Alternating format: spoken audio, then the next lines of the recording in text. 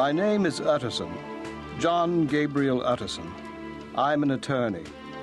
I am sitting by a warming fire in the comfortable private study of my friend and client, Dr. Henry Jekyll. It is 9 o'clock in the evening of February 22nd, 1884. Jekyll is nowhere to be found. In his office is the man who has very likely murdered him. His name is Edward Hyde, and he lies dead by his own hand. It falls to me to collect the records remaining, primarily Jekyll's private journal and a letter from our friend Hasty Lanyon, and piece them together into something resembling a coherent narrative. I have arrived too late to prevent or avenge Jekyll's death. The only service I can provide for my friend is to safeguard the reputation he fought so hard to protect. Thus, I must understand fully what has happened here before I may summon the police. From the private journal of Dr. Henry Jekyll. I was born to a large fortune, blessed with good health, industrious by nature. Indeed, the worst of my faults was gaiety of disposition, a jolly demeanor which I found hard to reconcile with the dignified public persona. Hence I concealed my pleasures, and when I had reached my years of reflection, I stood already committed to profound duplicity.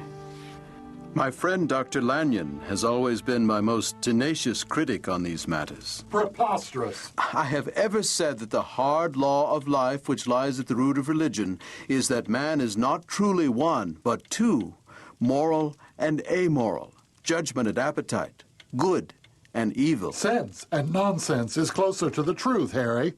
I have never accepted your theories regarding the plurality of man.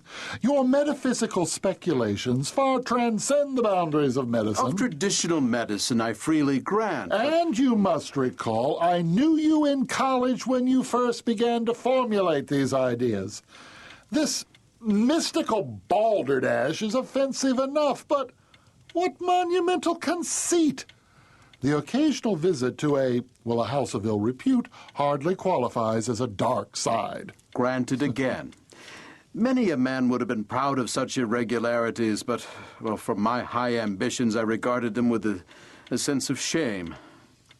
It is the curse of mankind that these elements are thus bound together, and it is the false promise of religion that we can ever deny the appetites of the one and dwell contentedly on the aspirations of the other.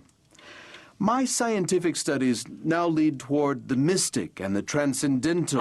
But they are not scientific studies at all, Harry, but philosophical. Perhaps you would feel more at home if you abandoned your laboratory and took up residence in a monastery. From my youth, I've dwelt on the thought of the separation of man's halves. I reasoned that if these elements could be housed in separate identities, life could be relieved of all that was unbearable. The unjust might go his way delivered from remorse, and the just could walk securely on his upward path, no longer exposed to disgrace and penitence. Many men find that the consumption of alcohol has a similar effect on their conscience. Lanyon, I am serious. My discoveries have begun to suggest the possibility of such a miracle.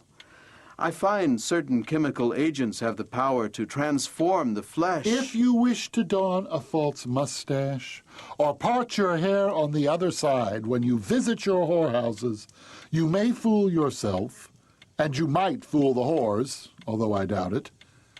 But your mirror knows the truth, and so do I.